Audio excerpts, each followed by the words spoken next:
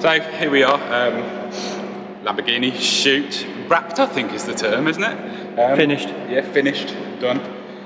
Al's done his brief bit of filming and George just finished the photographs.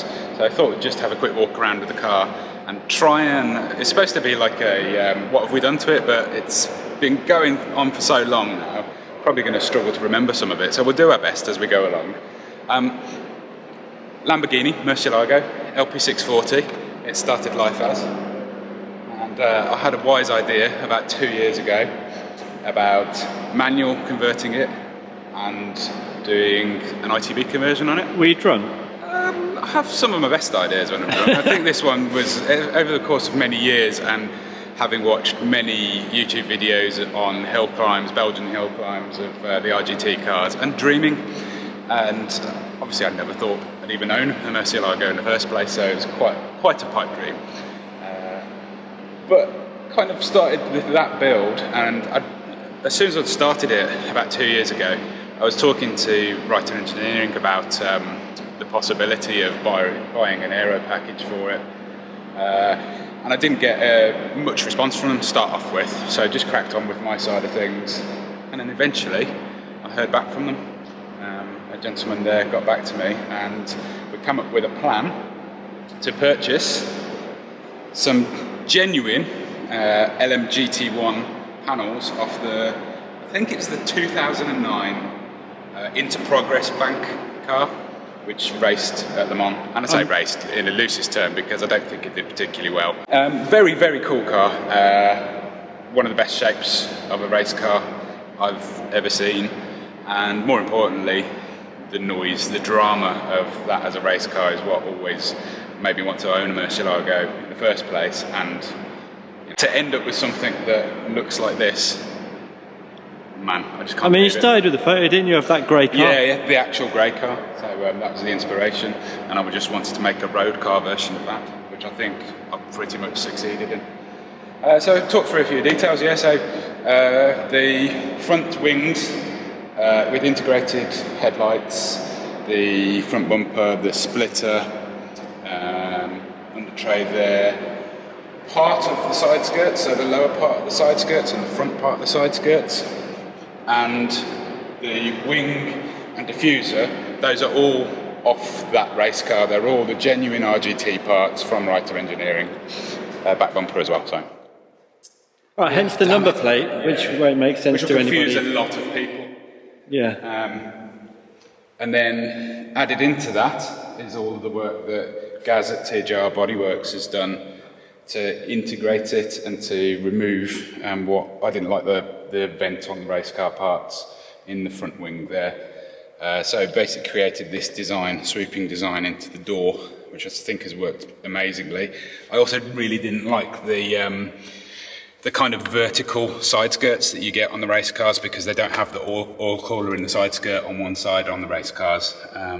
So did a blend basically of LP 640 upper part into the RGT GT1 parts on the bottom, and I think it's worked amazingly. I didn't go for the little lip extension piece that they have at the back on the race cars. I know it's of aerodynamic use, but I just didn't really like the look of it. So yeah, everything's been sort of studied and analysed quite a bit. Again, as we're on the side of the car, the mirrors, there's a hell of a lot of work that's gone into these. They're made for a left-hand drive car. All RGTs are left-hand drive. They do not work at all on a right-hand drive car. In fact, they weren't even exactly made for the Murcielago anyway. I'm not sure whether they were first batch that were wrong, but they were all the wrong angle and all sorts. So we've had to chop them up dramatically to make them work and to vaguely point in the right direction for me to see something behind me. Maybe. And when I say something, it's like next to nothing. But yeah, the standard mirrors sit here. And one of the things I wanted to do there was to have this little quarter glass window. And I was just saying to Al, I didn't expect it to turn out as well as it has turned out here. Gaz has done a beautiful job sort of making some billet aluminium pieces that look like the standard trim, and it kind of looks like it's meant to be there.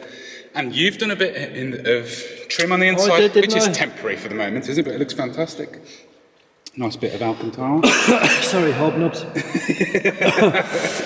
But yeah, the door card didn't mate up to the door anymore. There was quite a big gap, so we had to It was a bit of a mission, wasn't it? quickly fill that the other day. Yeah, that's a prime example of a lot of the small jobs that they've just taken weeks and weeks and weeks out It's of our lives. amazing Yeah. how much time something that you think is so simple and you're just going to bolt on takes on this thing. Yeah, like you said earlier on, like The bonnet catch Yeah. with the cable, that was a day.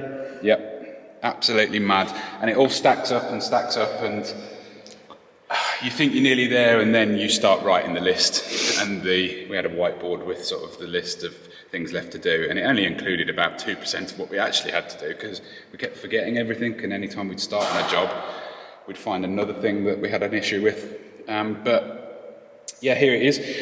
Another thing on the side you'll notice is my very custom 3SDM wheels. They're a forged monoblock front in a 19 by 10, and a 19 by 10 and a half, sorry. And then on the rear, it's a 3-piece with a forged centre, a billet centre, which is machined out of this piece here. Just this centre was machined from a 125 kilogram block of aluminium. And how many times did you make them do that again? Well, there is a little story about that, yeah. So, yeah, when they first delivered them, I really liked the look of them. I didn't like the front so much, so I decided I'd have a new front made in a 1-piece design, because it was 3-piece originally. Had that made, looked superb, but I just felt like it didn't really fit with what was like a mono look here. Yeah, you can probably show a picture, but the spokes were thicker and... So what they actually have done is put this back onto their machine, onto their mill and lathe, and they've remachined lots more material out of it to result in this, and just, to me, it looks perfect. I don't think I've ever seen a wheel so concave, but it still has Doesn't really get it bit from of a this angle, motorsport but look. from there maybe, it looks a bit like the 18 van. Yeah. Or barrels on the M6. We do love. Well, they were just 18 van wheels, weren't they? Inside, I don't know whether you can really see through there. Probably can. Can we lift this, or? Carbon stacks. Is it open? Let me just open it. I'll just pull the glass Still off. retaining the scissor doors, which actually, again, how can I bypass that? How can you bypass the amount of work that was? All the work to do that, to get the clearance for this wheel to be moved up, whatever it is, 100 mil. We're forgetting at this point that this car whole area is about 100 mil lower than it was when we started. Yeah, so the whole hinge mechanism, mounting on the door and mounting on the chassis is completely different, completely non-standard. It's attached to the frame in the same way. The race cars run a little piano hinge, a tiny little thing, because it's a carbon fibre door. These are steel doors still. And I'll confirm they weigh a ton. Yeah, very, very heavy. So all of the work that's done there, and then underneath this as well, is all the suspension work that Craig and I did, with basically designing completely bespoke suspension with a drop knuckle, an aluminium drop knuckle, with the help of Martin, our machinist friend. We have 80 mil correction at the knuckle. We have custom billet top arms, T45 fabricated lower arms. We're on some random nitron coilovers that were off my Z4M coupe off the rear that we used to mock up. It has a lift system in it, a KW hydraulic lift system, which is attached to the standard system in the car. It raises it, and it's helpful, but it only raises it about 25 mil. So as you can see, this is not that friendly, mostly because of the height, but also the overhang, the projection of this front splitter here. It's absolutely huge, and that's what makes a massive difference as to whether you can get up ramps or not. Is like on the M3, the bumper's only about that deep, so it doesn't matter if you're really low, but here it's a massive problem because it's about 2 foot long.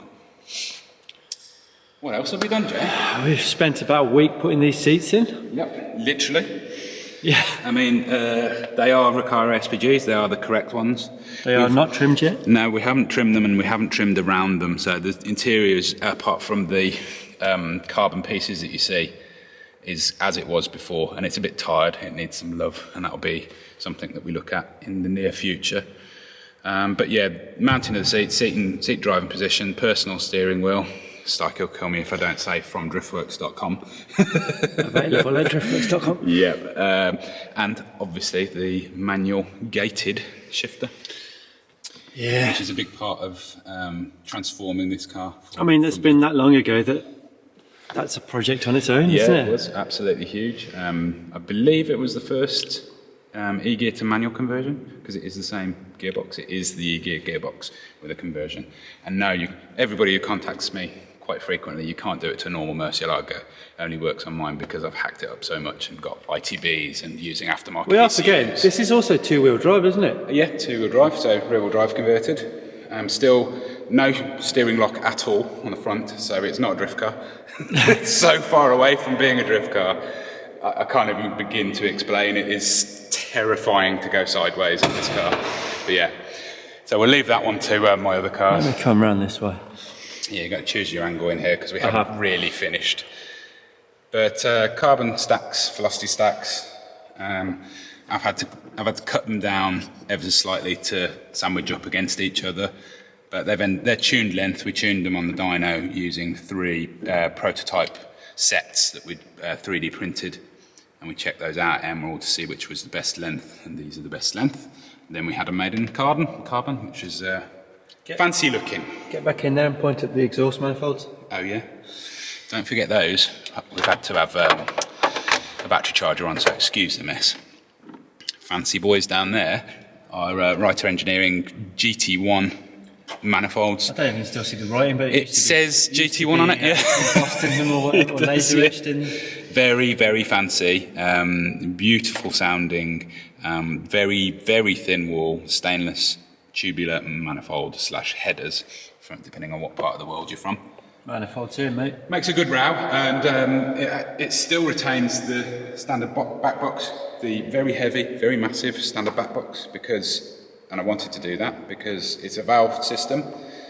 I will be starting this car early morning in my garage at home, attempting to sneak out and not wake the entire neighbourhood up, because when that's set in one position with the valves, it's about 140 dB. At idle. Yeah, not quite, but it's bloody loud.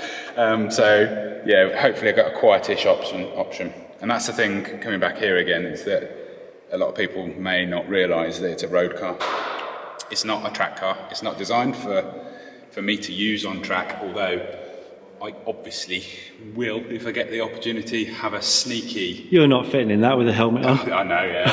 I've got to attempt, even if it's driving like that, just for the flyby down the pit straight, before I get black flagged for decibel. But yeah. The diffuser mounts were quite a challenge for us. That was a good. That was another project, wasn't it? Yeah, nice was another project with the those were actually off the AS car that we built the DW86 with. Yep, nice imperial bolts. Yeah, the tips on the exhaust I spent can't really see that in this light. Yeah, that's probably good, but I was quite happy with them. No, they look good. And the tip as well, with the carbon shroud, which this is the RGT part, and this we made from scratch. Yeah, it's a stainless piece, isn't it? Really nice. I'm very, very happy with that. What else we got? That's probably about it, really, isn't it? There's going to be. No, I spent ages putting that light in. Oh yeah, rain light. Yeah. Fourth brake light. Fourth brake light, which you can only see if you're exactly in line with it. We it. found out today. If you're here, you can't really see it. Badge, Ed 3D printed a resin badge for us, and Gaz painted it up. I drilled the holes. That was fun. Yeah. Rich from Fibre Factory made us a carbon deck lid without the spoiler in it, because a standard car has a spoiler in it. We haven't shown it anywhere in the videos or photos, but the bat wings still work, so they still come up at speed and go down at more speed. Yeah. Or something like that.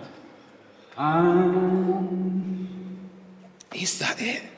I don't know. It's been a long day. I tell you what, it's been a long few months. 2 months. It's been all of January, all of February to get to this point. I'm so happy that it's here, that we've managed to get the shoots done, and you guys get to see it as intended, basically. But there's still a lot more work to do. It's not quite ready for its maiden voyage yet, is it? And also, its maiden voyage is going to be a lot of fun because, my God, it is going to be quite an interesting thing to drive on the roads. And we've got to take it for MOT. Yeah, which is also going to be fun. Because the entry ramp into the MOT place is going to require wood to get in, I think. Definitely. A wood and a J. It's definitely going to require something. Yeah. I guess that's probably about it, really. What? What did he say? What do you think he said? I didn't hear him. Buy some merch. Oh, shut up. Thanks, Starkey. We apologise for him. Yeah, I guess that's about it. Thanks for watching. Thanks for your patience as well, because it's been a long time without YouTube videos on Driftworks, and that's because we're working really, really hard on basically making this all happen. I really wanted to do a proper shoot on it, something that sort of shows how much hard work has gone into the build and how much hard work people like Gaz, Craig, Jay, me have put into this, because it's been a mammoth task, an absolutely mammoth task, but genuinely I could not be happier with seeing how it's sitting here in this light booth, and I hope you're excited with the video. Yeah, thank you very much for watching. Thank you very much, Jay, for coming with me, and Starkey, I guess. No problem. You've managed to do 2 years' work in 15 minutes of Indeed, talking. yeah. Makes it sound really simple. I've just done this. Yeah, we don't work on cars, by the way. It's not our job. Don't contact me asking me to build you one, because don't work on other people's stuff. Driftworks is I'd probably do it for 5 million up Would front. you? 5 million? Front. Okay, that's sweet. Yeah. But yeah, Driftworks is just an excuse to do fun stuff with cars. Hope you enjoyed anyway, and we'll see you in the next one. Cheers.